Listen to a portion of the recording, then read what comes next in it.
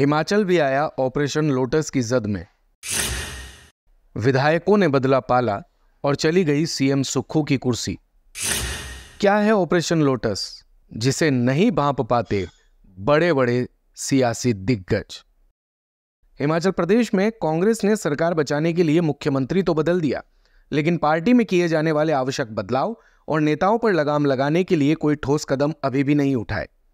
मंगलवार को राज्यसभा चुनाव में हार के बाद तेजी से बदले सियासी घटनाक्रम की ही बानगी थी, जिसके चलते हरियाणा के पूर्व सीएम भूपेंद्र सिंह हुड्डा और कर्नाटक के डिप्टी सीएम डीके शिवकुमार को ऑब्जर्वर बनाकर शिमला भेजा गया। हालांकि कांग्रेस के भीतर हिमाचल के इस सियासी ड्रामे के लिए मुख्यमंत्री सुखविंदर सिंह सुक्खू को ही जिम्मेदार ठहराया जा रहा है। कांग्रेस सूत्रों का कहना है कि विधायकों के बगावत का पैटर्न ऑपरेशन लोटस का था, जिसे समय रहते सुक्खू भांप नहीं पाए।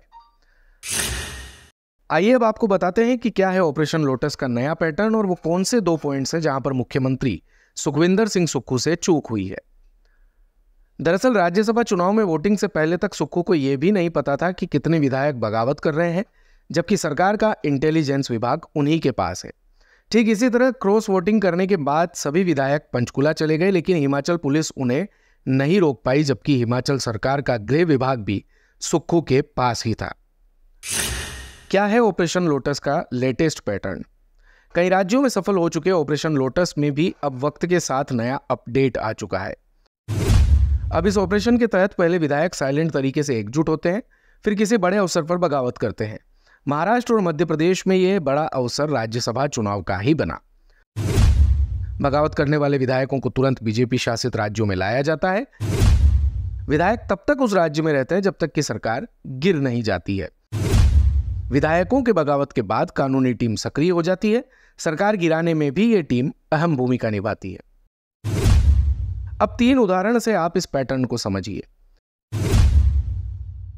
कर्नाटक में सत्र से पहले विधायक हो गए गायब। सरकार गिराने का यह पैटर्न पहली बार कर्नाटक में 2019 में देखा गया था, जहां कांग्रेस और जेडीएस विधायकों ने साइलेंट तरीके से बगावत का बिगुल फूंक दिया। सभी विधायक कर्नाटक छोड़ करके तुरंत गोवा चले गए और फिर वहां से महाराष्ट्र। सरकार गिरने तक विधायकों ने यहीं पर डेरा डाले रखा। विधायकों के बगावत के बाद राजभवन भी सक्रिय हो गया। मामला सुप्रीम कोर्ट पहुंचा। कुमारस्वामी सरकार ने विधानसभा में फ्लोर टेस्ट कराया, जिसमें उनकी हार हो गई। दूसरा उदाहरण है मध्य प्रदेश का, जहां पर राज्यसभा चुनाव से पहले ही विधायक चले गए। 2020 में मध्य प्रदेश की 3 राज्यसभा सीटों के लिए आयोग ने चुनाव की घोषणा की। घोषणा के कुछ ही दिन बाद कांग्रेस के 27 विधायक गुपचुप तरीके से कर्नाटक भाग गए। सभी विधायक ज्योतिरादित्य सिंधिया गुट के थे।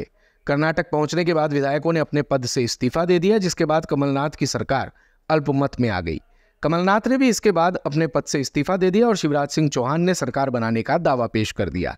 राज्यपाल ने इस दावे को स्वीकार किया और शिवराज को पद की शपथ दिलवा दी। एमएलसी इलेक्शन के बाद तुरंत निकल गए शिव सैनिक। तीसरा उदाहरण महाराष्ट्र का है, जहां 2022 जून में विधान परिषद के चुनाव प्रस्तावित थे। सभी पार्टियों ने अपने अपने कैंडिडेट उतारे। मतदान के दौरान शिवसेना के विधायकों ने क्रॉस वोटिंग कर दी और इसके बाद सूरत के लिए निकल गए। विधायकों के सूरत जाते ही महाविकास आघाड़ी सरकार को ऑपरेशन लोटस का डर सताने लगा। इधर बीजेपी ने अपने विधायकों की कीलेबंदी मजबूत कर दी।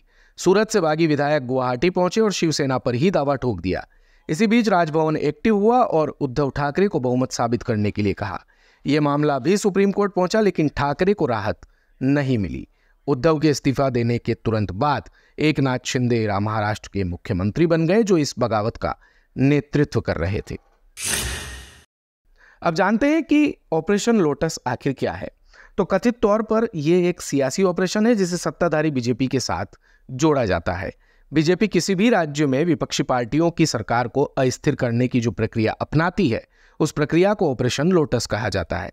2008 में ऑपरेशन लोटस का जिक्र पहली बार कर्नाटक में हुआ था, जब बहुमत न होते हुए भी भारतीय जनता पार्टी ने सरकार बनाई और विपक्ष के 7 विधायकों को तोड़ दिया।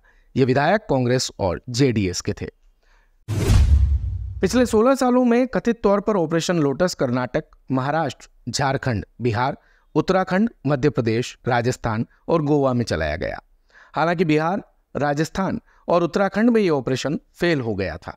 बिहार में 2015 में नीतीश और लालू के साथ आने की वजह से जीतन राम मांझी को आखिरी वक्त में इस्तीफा देना पड़ा। इसी तरह राजस्थान में अशोक गहलोत ने समय रहते ही विधायकों की बाड़ेबंदी कर दी और सरकार को बचा लिया। स्पेशल डेस्क से राजस्थान कवरेज की रिपोर्ट।